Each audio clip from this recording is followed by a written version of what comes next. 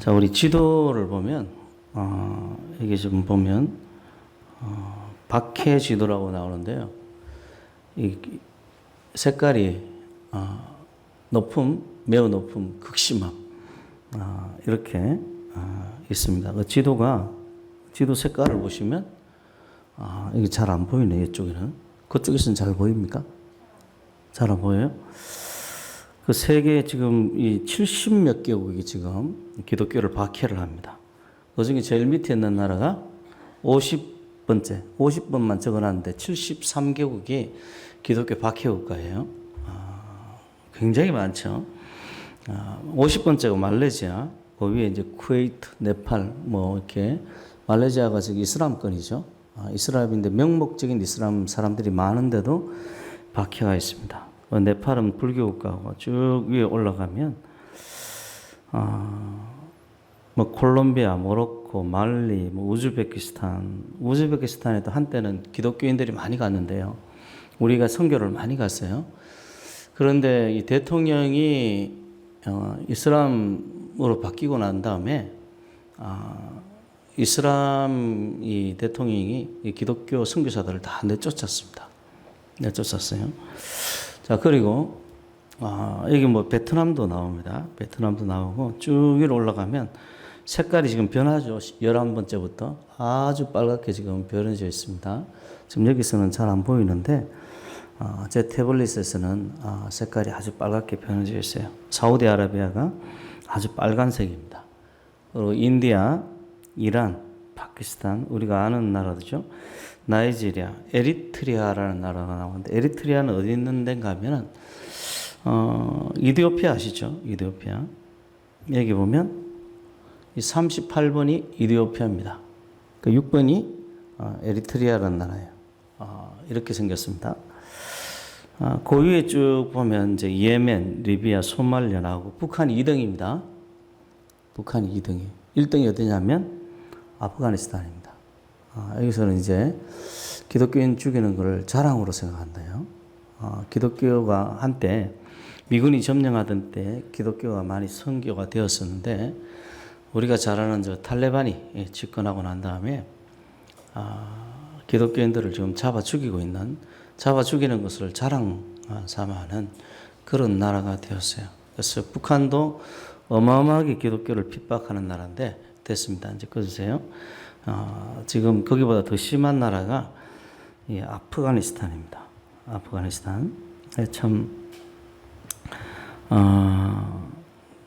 기독교가 이 정치에 관심을 기울이지 않아야 된다는 사람들은 제가 보기엔 정신 나간 사람들이에요. 이 아프가니스탄처럼 탈레반 같은 사람들이 정권을 잡으면 우리는 신앙생활 못합니다. 못하는 것뿐 아니고 우리가 있는 곳곳을 다 찾아서 잡아 죽입니다. 잡아 죽여요. 기독교가 정치에 관여를 하지 말아야 된다는 사람은 정신이 좀 나간 사람들이에요. 역사상 한 번도 그런 적이 없습니다. 기독교는 항상 정치와 함께 갔고요. 이 정치와 한 걸음을 걸었던 게 기독교입니다. 그래서 제가 북한 공산화의 주된 원인이 뭐냐라고 이야기를 할 때 여러분들에게 말씀을 전한 것처럼 교회가 정치에 무관심했기 때문에 북한이 공산화되었다. 그렇게 이야기를 했잖아요. 작년 한 해 동안 이 기독교인이기 때문에 죽었던 사람이 5,898명입니다. 그 뒤에 소리 내지 마. 시끄러워. 소리 내지 마. 그리고 교회 및 기독교 관련 건물 공격이 5,110건이에요. 신앙 때문에 구금되고 투옥된 크리스찬 수가 6,175명입니다. 제가 이야기한 숫자는 최소 숫자입니다. 작년 한 해 때문에 기독교 때문에 형을 받은 사람이 3,829명이고요. 강간 혹은 성희롱을 당한 사람들이 당한 건수가 3,147건입니다. 그리고 크리스천들을 비기독교인들과 강제로 결혼하는 이슬람 특히죠. 이슬람 강제로 결혼한 게 1,588건입니다. 그리고 육체적 정신적으로 학대하고 폭행했던 것이 24,678건이고요. 그리고 크리스천의 집 사업장 재산을 몰수하고 파괴했던 게 6,449건, 신앙 이유로, 기독교인인 이유로 집을 떠나야 했던 크리스천 수, 국내 이재민입니다. 국내에서 집을 떠난, 자기 나라에서 집을 떠난 사람들 수치가 21만 8,709명입니다. 이 최소 수치입니다. 다. 그리고 해외로 떠나야 했던 사람들은 2만 5,038명이에요. 수십만 명의 기독교인들이 이슬람 원리주의자의 폭력과 징병, 내전, 국가 탄압, 가족 박해 등의 이유로 이재민과 난민이 되었어요. 그래서 많은 경우 종교적 박해가 살인과 폭력의 이유가 되고 있습니다. 2007년 통계를 보면 2007년 통계를 보면 높은 수준의 박해를 경험한 기독교인들의 숫자가 1억 명이에요. 1억 명. 그런데 2022년 현재 어떤 통계를 보면 3억 6천 명입니다. 3배가 늘었어요. 3배가. 어떤 이들은 이 중세 가톨릭이 기독교 종교적인 폭력을 행사한 대표적인 종교 아니냐. 그래서 기독교가 다른 사람을 핍박한 대표적인 종교가 아니냐라고 이렇게 이야기를 하기도 하는데, 성경을 아는 사람들은 그런 소리 못합니다. 왜냐하면 중세 기독교 혹은 가톨릭이라고 불리는 이 종교 집단은 기독교라고 할 수 없는 이단 집단입니다. 여러분, 가톨릭은 이단성이 굉장히 강합니다. 굉장히 강해요. 우리가 아는 여호와 증인이나 몰몬교 이런 거 못지않게 강한 게가 가톨릭입니다. 그리고 그들의 어떤 난잡한 어떤 성 문제, 성윤리 문제, 권력력, 폭력성, 이 가장된 경건들, 참된 기독교인들을 핍박하고 마녀 사냥했던 이 중세 가톨릭을 기독교라고 이야기를 하면 정말 이 땅에 기독교라는 게 있을 수 있나 싶은 생각이 들어요. 중세 가톨릭은 기독교가 아닙니다. 이단이 이단. 심지어는 어디까지 이 사람들이 이단 행세를 했는가 하면 성경을 읽는 것을 금지를 하고 성경을 다른 언어, 독일어라든지 영국어, 영어라든지 이런 걸 번역하는 것을 금지를 했어요. 우리 개혁교회는 성경이 1번입니다. 모든 삶의 기준에 성경이 1번인데 성경을 읽지 못하게 한 거예요. 이걸 기독교회라고 할 수 있겠습니까? 그래서 여러분들이 아셔야, 그리고 늘 자부심을 가져야 될 게 있는데 뭐냐 하면 세계에서 종교적인 자유가 있는 나라는 개신교 국가밖에 없습니다. 개신교 국가만이 종교적인 자유가 있는 나라예요. 그러니까 이걸 항상 여러분들이 깊이 생각하십시오. 누군가가 이 전도하는데 전도 좀 그만했으면 좋겠다, 이런 이야기 하는 사람들이 있죠. 이런 사람들이 있는데 그나마 전도에서 예수 믿게 하는 것은 기독교가밖에 없습니다. 다른 데서는 만약에 이슬람 국가에서 이렇게 하는데 안 받으면 그 사람은 온갖 불이익을 다 받아요. 공무원도 되지도 못하고요. 불이익을 다 받고 그러다가 그래도 또 난리치면은 행방불명됩니다. 그게 무슨 말이죠? 행방불명되었다는 이야기는 죽었다는 이야기예요. 기독교만이 전도할 때 거절할 어떤 자유도 있고요. 안 들을 자유도 있고 그러는 거라. 그러니까 이 전도를 받는 것 자체가 사실은 굉장히 자유로운 행복한 국가라는 이야기입니다.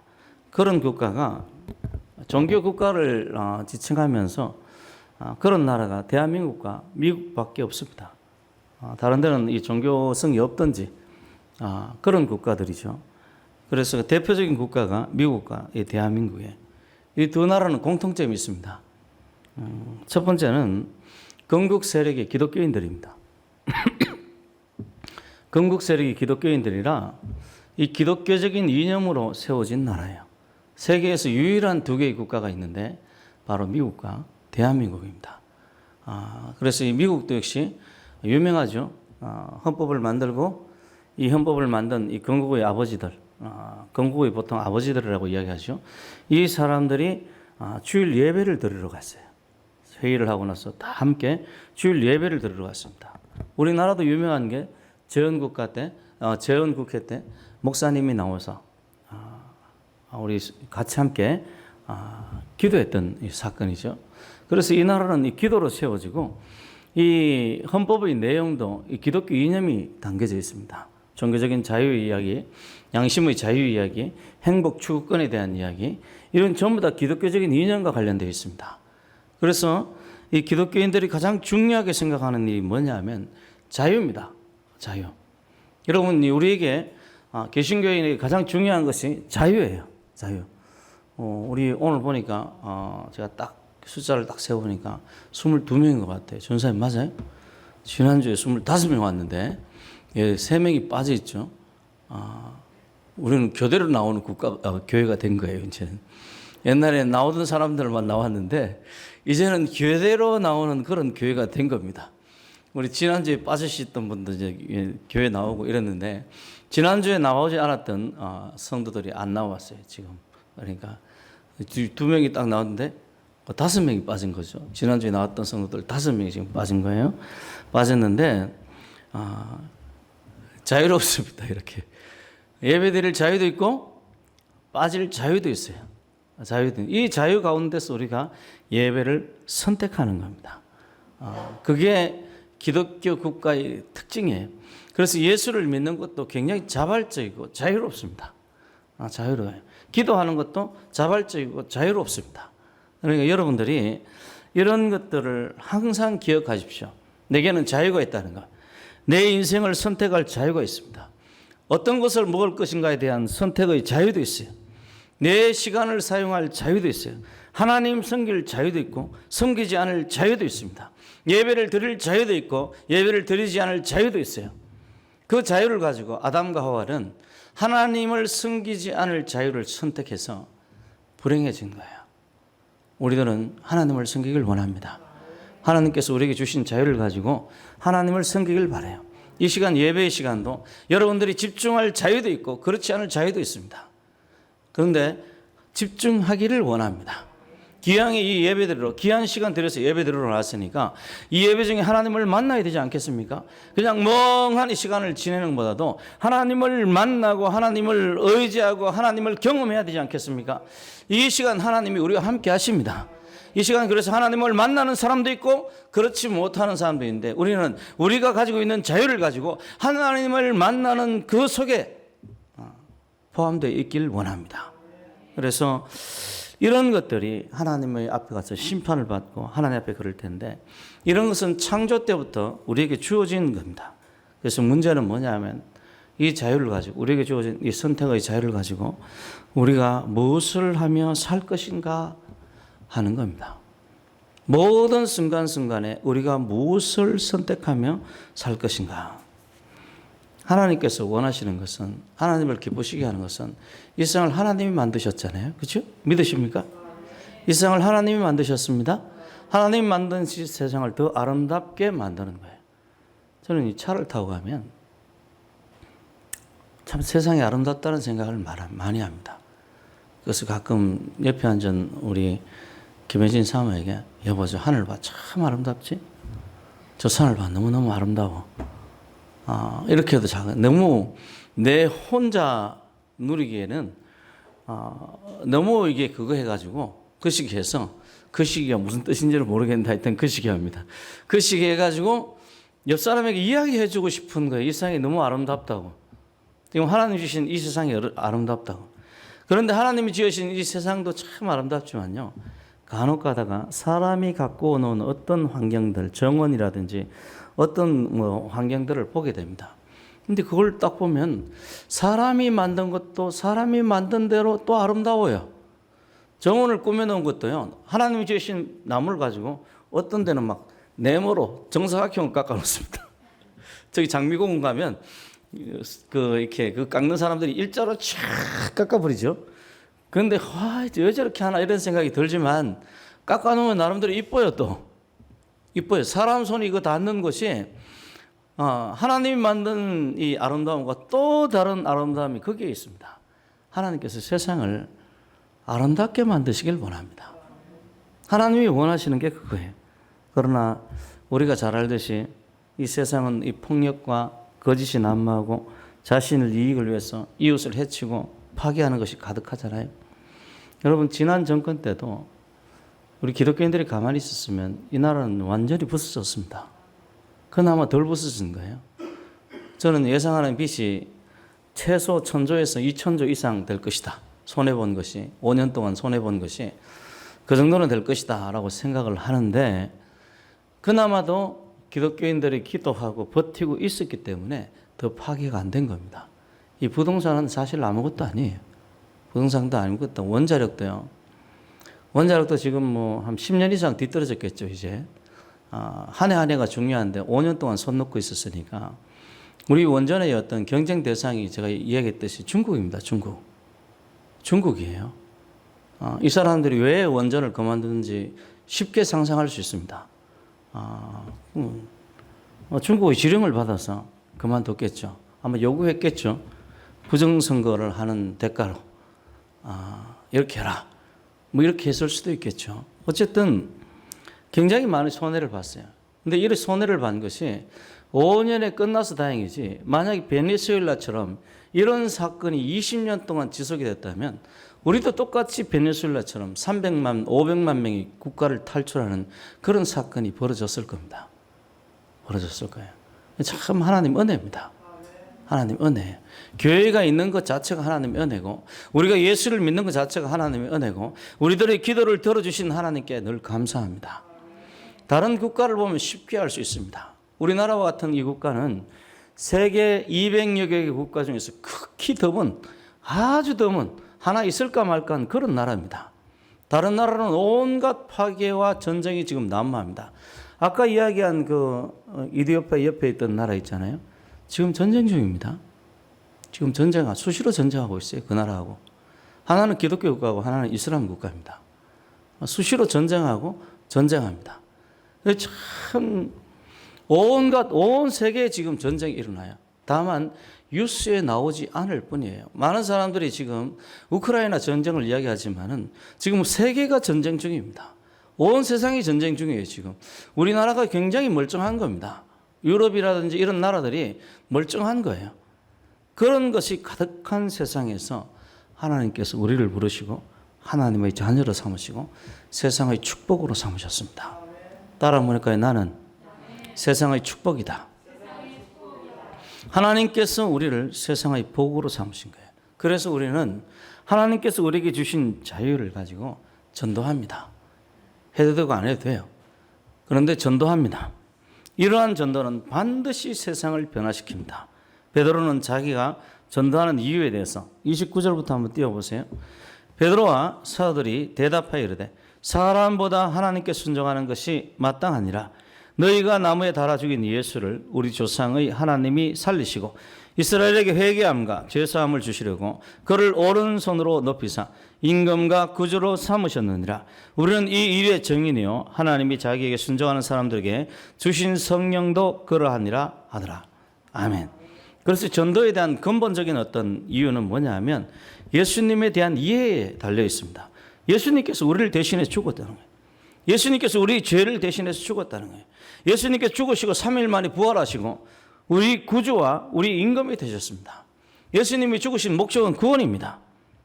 이 예수를 이해하면, 이 예수를 만나면 우리를 죄를 대신해서 십자가에 달려 죽으신 그 예수와 딱 마주치게 되는 사람들은 전도합니다.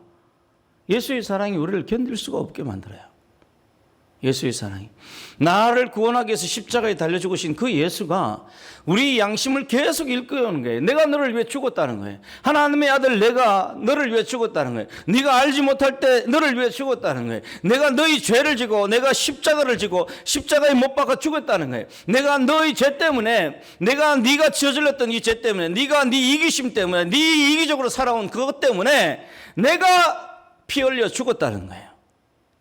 이걸 알면은 사람이 견딜 수가 없습니다. 왜냐하면 하나님께서 우리 마음에 양심을 심겨뒀거든요. 하나님의 아들 예수가 나를 위해 죽었다고? 그건 뭔 소리야? 하나님의 아들이 나를 위해 죽었다고? 왜 죽어? 하나님의 아들이 나의 죄를 위해 죽었다고? 왜 내 죄를 위해 죽어야 되는데? 내 죄가 있으면 내가 죄에 대한 형벌을 받아야 되는데 왜 하나님의 아들이 죽는 거야? 그런데 예수님께서 자기가 우리 죄를 위해서 피 흘려 죽은 것을 보여줄 때 사람이 견딜 수가 없는 거예요. 견딜 수가 없는 거예요. 우리 속에 있는 양심이 우리를 견딜 수가 없게 만듭니다. 그래서 하나님 앞에 눈물로 회개하면서 주님 잘못했습니다. 앞으로는 주님의 뜻을 따라 살겠습니다. 내 자존심을 내세우거나 내 이기심을 내세우지 않겠습니다. 주님을 따르겠습니다. 그래서 사람들을 바라보게 되면 불쌍한 거예요. 저렇게 죄의 멸망으로 가는 길을 그냥 서슴없이 걸어가는 그 사람들을 보면서 돈을 벌어서 사는 사람 봐도 그렇고요. 권력 있는 사람 봐도 그렇고요. 다 불쌍합니다. 저러다 죽어서 지옥 가는 거예요. 저러다 죽어서 지옥 가니까 얼마나 불쌍해요. 예수의 사랑을 경험하는 사람들은 전도하게 돼 있습니다. 하지 말라고 그랬대요. 여러분 보시잖아요. 98%입니다. 저기 아까 보여준 지도에서 아프가니스탄 같은 경우는 박해 지수가 98%예요. 98. 100%면 기독교인이 없다는 건데 98%. 기독교인이면 족족이 죽이는 그곳에서도 사람들이 예수를 전하고 예수에 대해서 간증을 합니다. 하나님 살아계신 거예요. 주님을 만나는 것이 얼마나 위대한 가치를 가지는 것인지 만나본 사람은 압니다. 만나본 사람은 알아요. 제가 예전에 학교 다닐 때 공부를 참 재밌어 했었어요. 제가 좀 생각이 없는 사람이잖아요. 그 친구들한테 야 공부하는 게 참 재밌다 이러면 친구들이 재수 없어요. 내 마음을 이해를 못하는 거예요. 공부가 정말 재밌다는 건 이거 마음을 이해를 못하는 거예요. 이건 경험해 본 사람만 압니다. 우리 애들이 요즘에 오락을 좋아하는데요. 왜 오락하는지 모르겠어요. 오락이 재밌는지 아닌지 누구만 알아요? 하는 사람만 아는 거예요. 나는 몰라. 그거 오락을 왜 하는지 모르겠어요. 시간 낭비인데. 왜 하는지 모르겠어요. 하는 사람만 아는 거예요. 그리스도의 사랑도 똑같습니다. 주님을 만나는 것이 얼마나 위대한 가치를 가지는 것인지 예수 그리스도를 만나는 사람만이 아는 거예요. 주님을 만나면 얼마나 행복한지 만난 사람만 아는 겁니다. 주님을 만나면 얼마나 우리 마음이 기쁜지 만난 사람만 아는 거예요. 주님을 만나는 것이 예수 이름만 들어도 우리 가슴이 얼마나 가슴이 막 두근두근하고 뛰는지 예수를 만나본 사람만이 아는 거예요. 그 사람들이 전도하는 겁니다. 여러분들이 예수를 만나야 돼요. 예수를 만나야 돼. 주님과 함께하는 것이 모든 세상을 가진 것보다 더 행복하다는 것을 아는 사람들은 전도합니다. 저 사람도 나와 똑같은 기쁨을 맛보게 하고 싶은 거예요. 저 사람도 나와 같이 인생이 변화되는 경험을 맛보게 하고 싶은 거예요. 그래서 예수를 전하는 겁니다. 예수를 전하는 거예요. 예수를 전하는 거예요. 박정희 대통령 시절에 수많은 기독교인들이 박정희 대통령에게 예수를 전했어요. 기억나는 사람이 공군 대령 군목인데 성함은 지금 기억이 안 납니다. 아주 유명한 목사님입니다. 군목이시면서 유명한 목사님인데 예배를 인도할 시간인데 마침 박정희 대통령이 그 예배에 참석했어요. 예수를 믿어야 구원받습니다. 예수를 믿지 않으면 지옥 갑니다. 대통령 가까이 예수 믿으세요. 그 박정희 대통령이 자주 하던 이야기가 있어요. 유경수 여사 그 교회를 안 다녀서 절에 다녀가지고 나중에 예수 믿을게. 난 그런가 보다 했어요. 그런가 보다 했던데 나중에 제가 박정희 대통령 기념관에 가보니까 어릴 때 교회를 다녔더라고요. 교회를 다니는데 예수님을 못 만난 거예요. 교회를 다니는데 예수님을 못 만나고 예수를 믿지 않고 죽은 거예요. 너무 안타깝죠. 여러분 예수님 만나야 됩니다. 예수님 만나야 돼. 예수님 만나지 않으면 언제든지 교회를 떠날 수 있습니다. 이 박정희 대통령처럼 언제든지 교회를 떠날 수 있어요. 너무 안타깝더라고요. 그걸 보면서. 너무 안타깝더라고요. 이 교회에서 예수를 만나서 예수를 만나는 그 가치를 알길 원합니다. 저는 개인적으로 예수를 만난 것이 내 인생의 가장 위대한 만남이었어요. 가장 가치 있는 만남이었고 내 인생을 변화시키는 터닝 포인트가 되었습니다. 그런데 저만 그렇게 고백하는 것이 아닙니다. 예수를 만난 많은 사람들이 예수를 만난 것이 자신 인생의 가장 위대한 만남이라고 그렇게 고백을 합니다. 그걸 알기 때문에 전도를 하는 거예요. 내가 만난 예수, 그 사람도 만나기를 위해서 전도를 하는 겁니다. 내가 경험한 이 예수, 이 예수를 믿으니까 너무나 좋기 때문에 사람들에게 이 예수를 전가하는 거예요. 주님의 사랑을 알게 되는 것은 세상의 어떤 것보다도 복되고 행복합니다. 세상이 줄 수 없는 기쁨과 평안이 있게 하고 우리로 하여금 새로운 사람이 되게 만들어요. 베드로의 시대뿐 아니라 2000년이 지난 지금도 주님은 여전히 동일하게 살아 계십니다. 그리고 이 순간에도 주님을 만난 사람들이 계속해서 나오고 있어요. 그리고 그들은 전도합니다. 전도해요. 자신이 만나는 예수를 전하는 겁니다. 제가 지난주에 시찰장님이 캄보디아 가가지고 그 산골 교회에 가서 전도를 하는데 젊은 애가 이제 여자애가 옆에서 통역을 하고 있더라고요. 통역을 하는데 그걸 보면서 그런 생각을 했어요. 얘네들이 예수를 믿고요. 한국인 선교사가 와서 복음을 전하니까 예수를 믿고 한국어를 배우기 시작하겠죠. 교회 봉사하기 위해서 한국어를 배우는 거예요. 통역하기 위해서 한국어를 배우는 거예요. 그런데 그 베트남에서 산골에서 한국어를 아는 것이면 제가 보기엔 굉장히 인텔리하고 굉장히 그 사람의 재산입니다.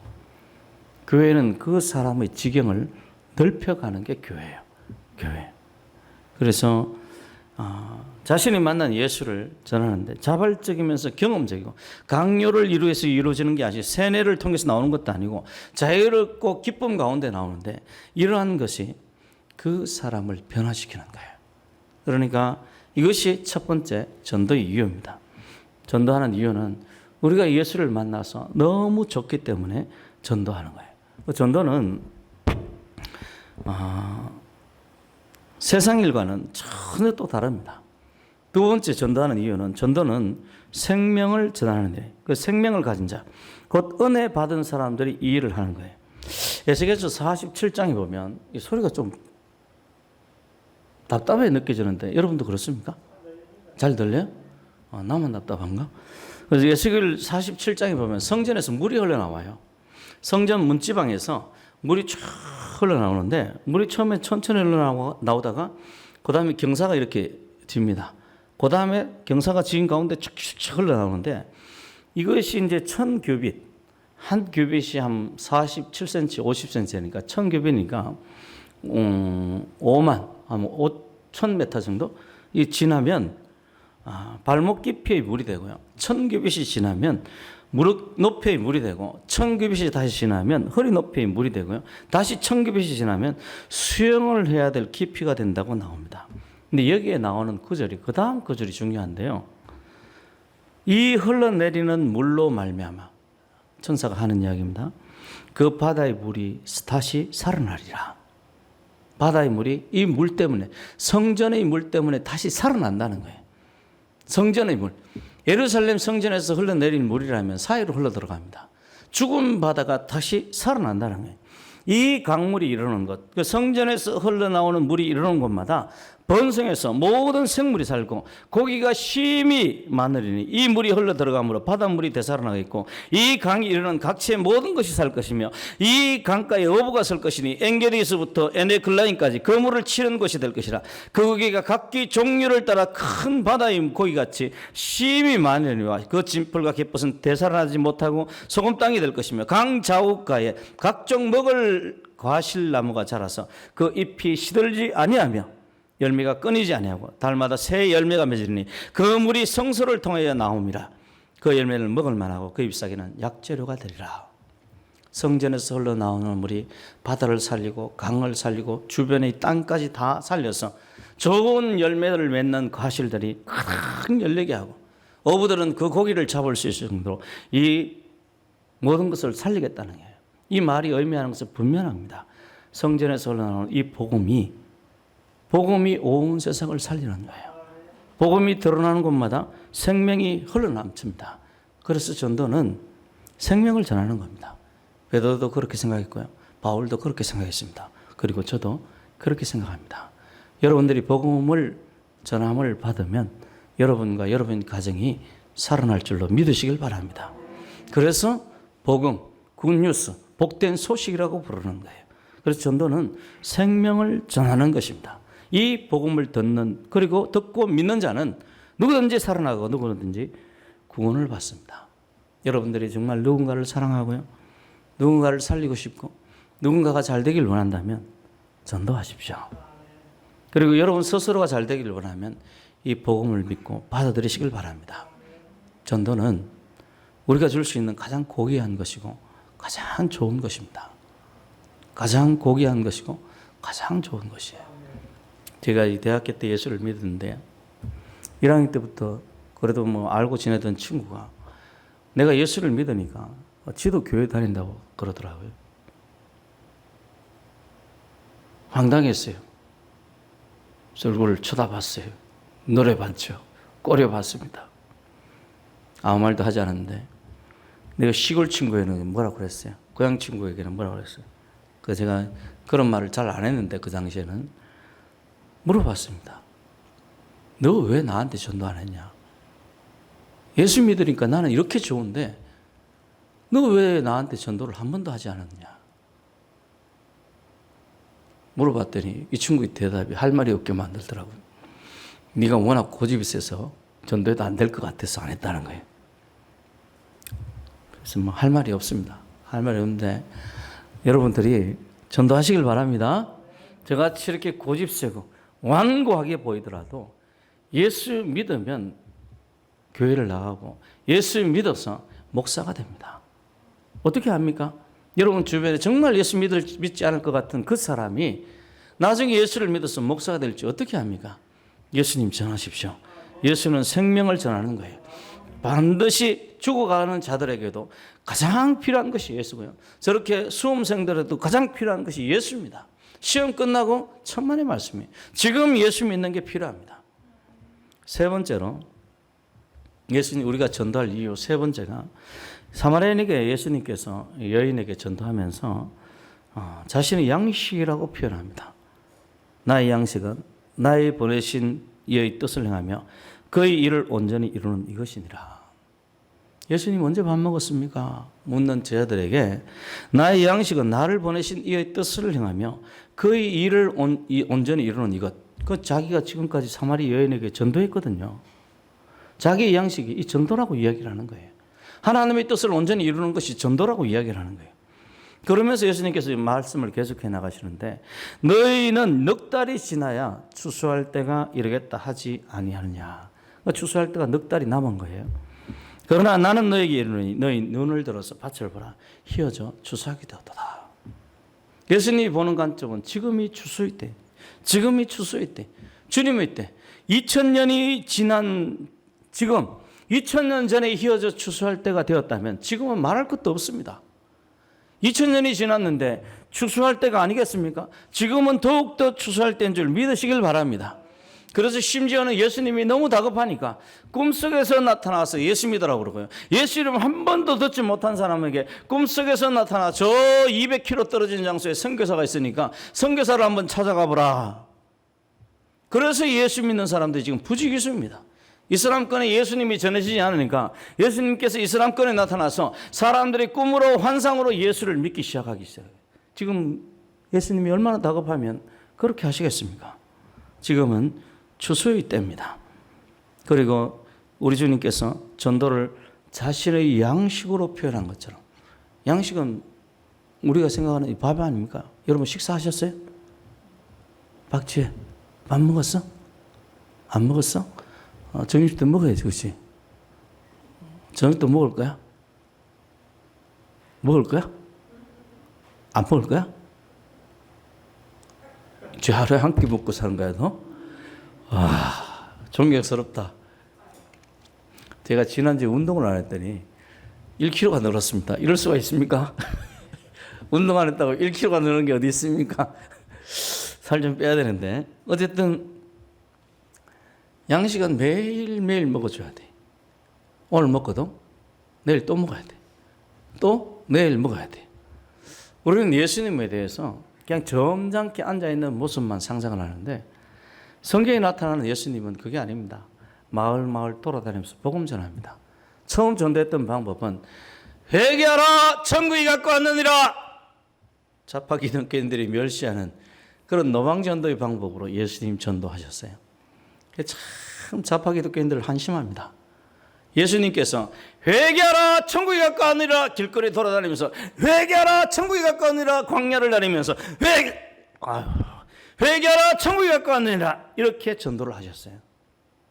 마을 돌아다니면서 전도하셨습니다. 회당에서도 전도하셨어요. 심지어는 죽이려고 그러는데 전도하셨어요. 왜? 하나님의 명령이기도 하지만 전도가 자신의 양식이라는 거예요. 전도를 통해서 예수님의 믿음이 유지되고 전도를 통해서 예수님의 사명이 이루어지는 겁니다. 그래서 예수님이 전도를 양식으로 표현한 겁니다. 목회를 하면서 돌아봐도요. 신앙생활 잘하는 사람은 전도하는 사람입니다. 아무리 직분이 뭐 목사고 장로고 뭐 권사고 어쩌고저쩌고 했대요. 전도 안 하는 사람은 가짜입니다. 가짜 보면. 가짜라. 전도를 해야 돼. 전도를 해야 기도가 나옵니다. 전도를 해야 돼 영혼에 대한 갈등이 생겨요. 저 사람에 대한 갈등이 생겨서 기도하면 하나님께서 분명히 100% 말씀하시는데 사랑하라고 그러는 거예요. 사랑하라고 그러는 거예요. 그러면 기도하면서 그 사람 사랑해달라고 기도하는 거예요. 전도를 해야 사랑이 생기고요. 전도를 해야 기도가 되는 거고 전도를 해야 사람에 대한 관심도 생기고 전도를 해야 예수님의 마음이 어떤지 알아요. 저 정말 개차반 같은 저 성격을 가진 사람을 사랑하려니까 뭐가 생각이 나는가 하면 나를 사랑하신 나를 위해 십자가 죽으신 예수가 생각나는 거예요. 전도를 해야 십자가가 내 마음속에 와닿습니다. 그 전도가 말 그대로 예수님 말씀 그대로 양식인 거예요. 믿는 자들은 양식입니다. 전도를 하지 않는 사람은 양식이 없으니까 신앙이 어떻게 돼버리는 거예요? 굶어 죽는 겁니다. 여러분 밥 먹어야 삽니다. 밥 먹어야 살아요. 점심 맛있게 드십시오. 전도사님 맛있는 거 하셨어요? 혹시 모자라면 이야기하세요. 다시 줄 수 있습니다. 어쨌든 먹어야 살죠. 우리도 영적인 생명도 마찬가지입니다. 예수님께서 전도를 우리 양식으로 표현하신 거예요. 옛날 우물 펌프 아시죠? 우물 펌프. 이것도 내가 사진을 하나 뽑았는데 오늘 성찬식 해야 되는데 시간이 너무 많이 가는데 하여튼 우물 펌프에 보면 물을 넣어야 계속해서 물이 나옵니다. 물을 안 넣으면 물이 안 나와요. 우리도 역시 마찬가지입니다. 전도를 하는 물이 계속 들어가야 계속 물이 나오는 거예요. 은혜가 나오는 거예요. 전도를 해야 은혜가 우리 속에서 나오는 겁니다. 복음을 전하지 않으면 은혜가 우리 속에서 나오질 않아요. 그래서 목사도 저는 이 목사이기 때문에 목사의 설교를 딱 들어보면 저 사람이 전도하는 목사인지 아닌지 딱 알아요. 전도하는 목회자들은 벌써 그 말씀에 생명력이 있어요. 전도하지 않는 목회자들은 그냥 말만 번지를 해. 그냥 말만 번지를 해. 그 안에 생명력이 없어요. 보면 똑같습니다. 우리 성도도 똑같아요. 우리가 정말 신앙생활을 은혜롭게 하고 싶다면 전도해야 됩니다. 우리가 세상에 줄 수 있는 가장 위대한 선물이 바로 예수님이에요. 이 하나님께서 이 전도를 얼마나 또 기뻐하시겠습니까? 하나님께서는 우리가 먹고 사는 것을 기뻐하지 굶주려 죽는 것을 기뻐하지 않습니다. 먹고 사시길 바랍니다. 그러려면 전도하는 거예요. 자신이 생명을 내어주신 세상에 내어주신 그 예수 그리스도를 그리고 그 놀라운 은혜와 사랑을 전하는 일, 하나님이 하신 일 아닙니까? 이 일을 전하는 것을 얼마나 하나님께서 기뻐하시겠어요? 저는 지난 정권 때 문재인이라는 사람으로 촉발된 이 대한민국 위기를 보면서 너무 자괴감이 들 만한 게 너무 많았어요. 그 중에 대표적인 게 범죄자들이 나라를 다스리려고 하는 거예요. 범죄자들이 나라를 다스리려고 하는 거예요. 도둑질한 사람, 간통한 사람, 심지어는 성상납 받은 사람까지 이 나라를 다스리려고 하는 거예요. 또 그들을 지지하는 사람이 있는 거예요. 너무 황당합니다. 여러분 지도자는 평범한 사람보다 더 윤리적으로 엄격해야 지도자가 될 자격이 있습니다. 우리 독재를 했다는 우리 박정희 대통령 같은 경우도 전 이야기를 들어보니까 연예인 이야기를 들어보니까 우리 누구죠? 노래 잘하는 사람 누구라고 그랬지? 트윈플요? 그 좀 이상한 사람 있잖아요. 얼굴 못생기고 조영남 씨. 난 그 소리 듣고 너무 황당했어요. 조영남 씨 군대 시절에 서울대 성악과 나온 사람이 있다라는 소리를 우리 박정희 대통령이 방문해서 듣고 그럼 부대장이 서울대 성악과 나왔으니까 한번 노래를 한번 해봐라 이랬더니 작년에 왔던 각설이 죽지도 않고 또 왔네 이러면서 대통령이 왔는데 지금 각설이가 왔는데 죽지도 않고 또 왔다는 이야기 아닙니까? 그걸 문재인 같았으면 정말 난리 났습니다. 그런데 박정희 대통령은 그냥 뭐 대충 넘어간 것 같아요. 그리고 또 저기 약간 진미령 씨가 결혼했던 꼴통 개그맨 있죠? 그 사람 이름이 뭐더라?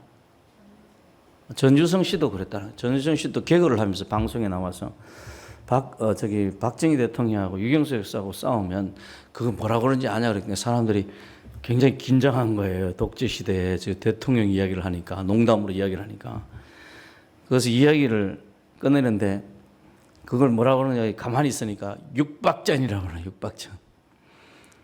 그것 때문에 난리가 나서 6개월인가 출연이 금지가 됐다는 거예요. 근데 박정희 대통령이 비행기에서 그 소리를 듣고 그 TV를 보면서 그 소리를 듣고 아주 박장대소 하면서 웃었답니다. 여보 육박전이래 당신하고 나 싸우면 이러면서 막 되게 크게 웃었다는 거예요. 그런 사람이 대통령이 돼야 됩니다. 자신을 농담으로 삼고 자신에게 각설이라고 그러고 죽지도 않고 또 왔다고 뭐라고 그래도 그냥 아무렇지도 않게 생각하는 그런 사람들이 대통령이 돼야 돼요. 윤리적인 기준이 뛰어나고요. 나라를 위해서 헌신할 수 있는 사람. 그런 사람이 대통령이 돼야 되는데 지난 정권은 지밖에 몰라요. 자기밖에 몰라. 범죄자들로 나라가 지금 가득 찬 거예요. 범죄자들이 국회의원이 되고요. 범죄자들이 뭐가 되고 뭐가 그 장관이 되고 범죄자들이 뭐가 되고 온통 범죄자들이 가득 채운 거예요. 제가 너무 황당했어요.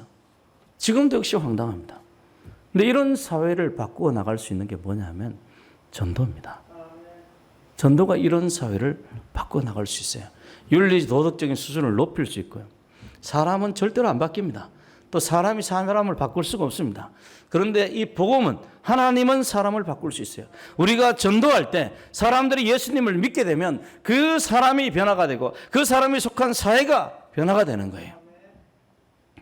옛날에 영국이 기독교 국가였잖아요. 근데 한 영국 백작이 불신자로 그냥 예수를 안 믿게 되었어요.